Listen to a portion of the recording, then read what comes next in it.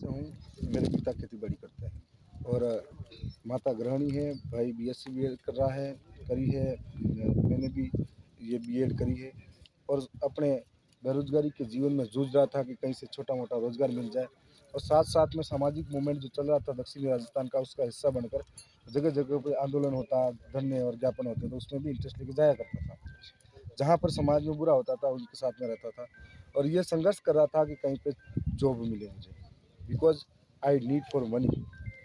इसलिए जॉब के लिए मैं प्रयास कर रहा था, कहीं से भी मिले, पर इतने में चुनाव आए और सबने भरोसा जताया और सबके भरोसे पे राजस्थान के अंदर सबसे कम उम्र में से विधायकों में से एक मैं हूँ और राजस्थान के अंदर सबसे कम खर्चे में जिताने वाली जनता गाजियाबाद विधानसभा की है। कभी सोचा था विधायक बन जाऊँ? एक चीज़ है कि आज अपनी विचारधारा के साथ खड़े हैं। अगर इस विचारधारा के साथ खड़े नहीं होते तो शायद आप में से कोई सोच ही नहीं पाता, क्योंकि हम देख रहे हैं कमल कांग्रेस के अंदर, जहाँ पर यहाँ तो बहुत करोड़पति आदमी है, यहाँ फिर बरसों से पार्टी में पग जमा के बैठे हैं, उनमें से कोई बन रहा है या फिर किसी की गुलामी कर रहा है, उसको बना रहे हैं। तो ये विचारधारा थी जिसने यहाँ तक पहुँचाया, ये कार्यकर्ता थे, स्वाभिमान था उनका, संघर्ष था और जनता का मेहरबानी थी। बाकी हम सोच नहीं सकते, अपन भी सोच नहीं सकते, अपने भी पहले सोच हुआ करती थी कि ये चुनाव लड़ेंगे तो यार बड़ी-बड़ी पार्टियों के सामने कैसे जीतेंगे, करोड़पति लोगों के सामने कैसे लड़ेंगे। लेकिन ये सब एक सभी जनता, कार्यकर्ता और विचारधारा ने करके दिखाया और इसमें आप भारत आदिवासी पार्टी को, इसके अंदर भी आप सभी लोग सपना देख सकते हो कि मैं सांसद बन सकता हूँ, मैं एमएलए बन सकता हूँ, प्रधान बन सकता हूँ। बाकी आप कमल कांग्रेस के अंदर 70 सालों तक जूते घिसते रहो, नहीं मिलोगे। जिस प्रकार से अभी देखो, आप हमारे आपके पड़ोस में दक्षिणी राजस्थान में बांसवाड़ा डूंगरपुर सीट है, उस पे महेंद्रजीत मालवीय करके लगातार 7 बार विधायक रहा और उसके खिलाफ वो कांग्रेस में था, उसके खिलाफ बीजेपी वाले लगातार 35 सालों तक संघर्ष करते रहे और फिर उसी बीजेपी वालों ने ये कहा कि ये भ्रष्टाचारी है, लेटर वायरल किया और इसके ईडी की जांच कराई जाए और फिर उसको डर लगा या भ्रष्टाचार का पैसा जाएगा इसलिए या जेल में बैठना पड़ेगा और बीजेपी में जुड़ा और जुड़ते ही वो साफ हो गया, भ्रष्टाचार के दाग हट गए। लेकिन सवाल ये है कि 35 सालों तक जिन्होंने उसके सामने संघर्ष किया, उनका संघर्ष खत्म हो गया पल भर में और उसको टिकट मिल गई।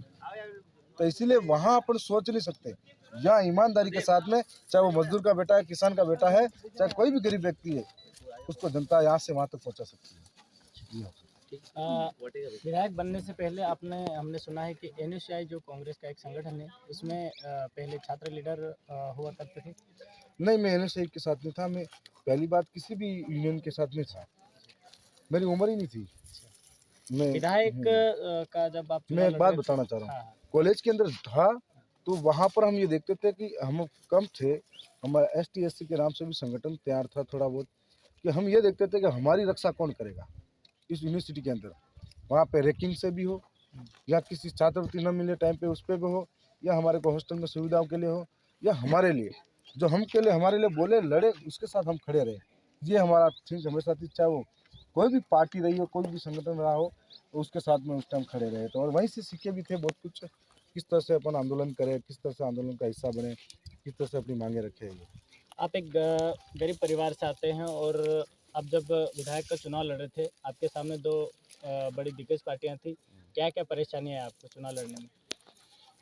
मैं अभी 2023 का चुनाव लड़ा, उससे पहले मैं 2021 का उपचुनाव लड़ा।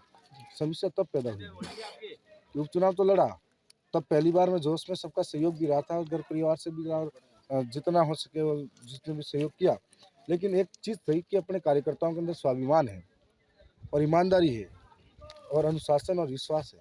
तो उन्होंने, कमल कांग्रेस की सरकारें जब भी चुनाव लड़ती है तो दारू बाँटती है, पैसा बाँटती है, मांस बाँटती है, सब करती है और डराने धमकाने का काम। लेकिन अपने कार्यकर्ता पूरा ईमानदारी से काम करते हैं, उनको नहीं चाहिए दारू पैसा, वो 5 साल का भविष्य चाहिए उनको और 5 साल के भविष्य के लिए काम करते हैं और इसलिए मेरे को ना दारू देना पड़ा, ना पैसा देना पड़ा, ना मांस देना पड़ा और साथ में उन्होंने, चाहे वो कोई अहमदाबाद से काम कर रहा है, चाहे कोई अनाज बेच रहा है, तो उन्होंने अपने पैसे भी दिए होंगे और उसके बाद में प्रचार किया उन्होंने और उनकी वजह से मैं सेकंड पोजीशन पे उस टाइम रहा। मात्र 25 साल की उम्र थी और राष्ट्रीय पार्टियों में से बीजेपी तीसरे नंबर पे गई थी। फिर 2 साल का जो संघर्ष रहा मेरा बहुत बुरा रहा कि एक चुनाव लड़ने के बाद में मेरे हालात ये थे कि मैं रोज़ उन लोगों की उम्मीदों के लिए उनके सामाजिक कार्यक्रमों में भी जाना ज़रूरी था। वहाँ जाके वो नोट बात होती वो भी करना पड़े और किसी के कोई मुसीबत आए तो खड़ा भी रहना पड़े। तब आप बाकी तब मेरे साथ ये स्थिति थी कि मैं किस तरह के प्रयास करूं, तो फिर भी मेरे कुछ साथी ने सहयोग किया था। जब भी जिस मोड़ पे था बुरे वक्त में कि 5-50 का भी, और ऐसे भी लोग थे जिन्होंने कार्यक्रम में भी बुलाया, लिफाफा भी मेरे लिए तैयार रखा और दिखाने के लिए सबके सामने लिफाफा भी मैंने दिया। अभी आप चुनाव जीत गए हैं, तो आपके विधानसभा की जनता को और आदिवासी समाज को क्या मैसेज देना चाहते हो? जी, सबसे पहले तो मैं यही कहूँगा कि आज मैं जो कुछ भी हूँ रतलाम में आकर यहाँ बोल रहा हूँ आपके बीच में, तो दरियावद विधानसभा की जनता, वहाँ के कार्यकर्ता, उनकी वजह से बोल रहा हूँ। तो उन्होंने मुझे इस लायक बनाया और आपके बीच में लाके खड़ा करा है, बोलने लायक बना हूँ।